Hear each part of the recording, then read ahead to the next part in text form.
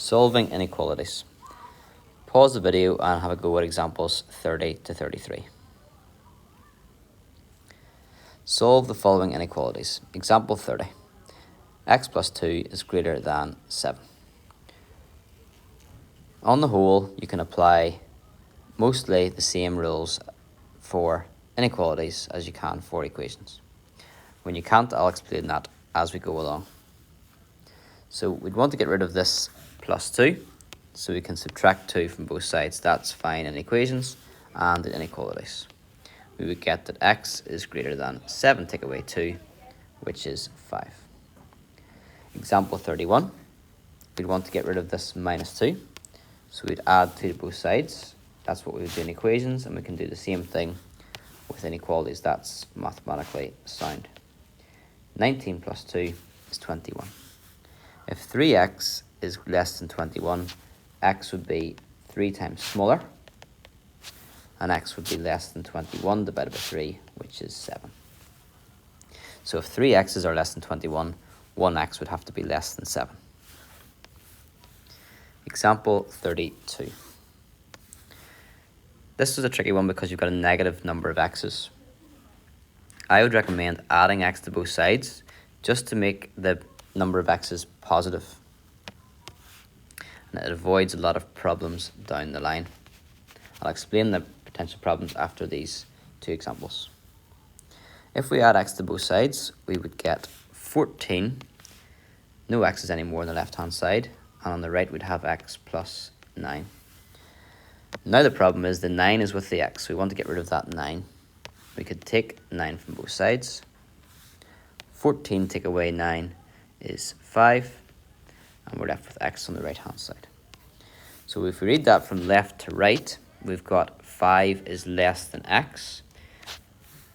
Most often we prefer to have the x on the left hand side. If 5 is less than x, then x is more than 5, or x is greater than 5. Either of those two are correct. Example 33. Again, we've got a negative number of x's, so to avoid that, we can add 2x to both sides. If we do that on the left-hand side, we'd have 2x now. We'd have the 9 that was already there. On the right-hand side, the minus 2x will have gone when we add the 2x, and we'd just be left with 6.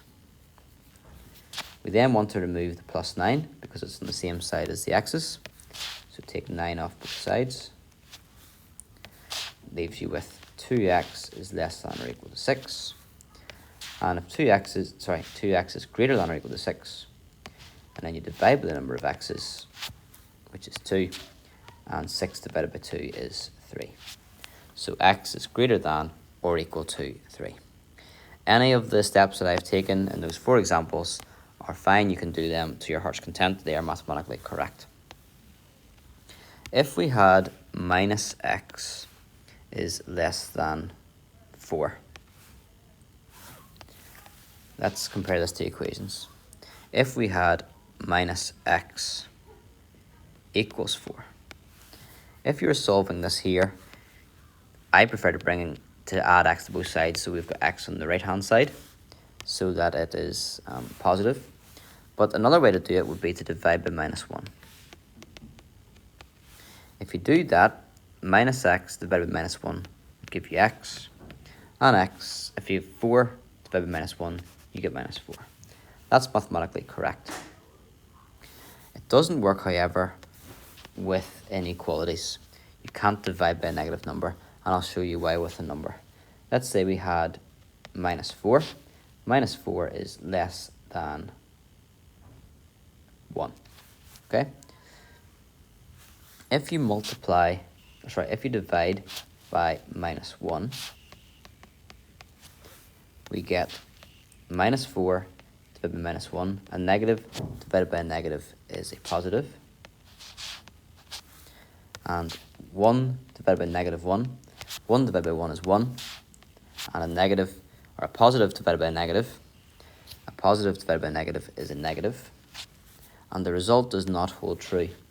4 is not less than minus 1. So that is incorrect. So when you've got inequalities, You cannot deal with this negative sign by dividing by -1. Indeed, you cannot multiply or divide by a negative. That will not work. Some people might say you can, but if you do, you have to switch the sign, change the sign around. I would just avoid it at all costs. Just stick to the methods I've given you in those 4 examples.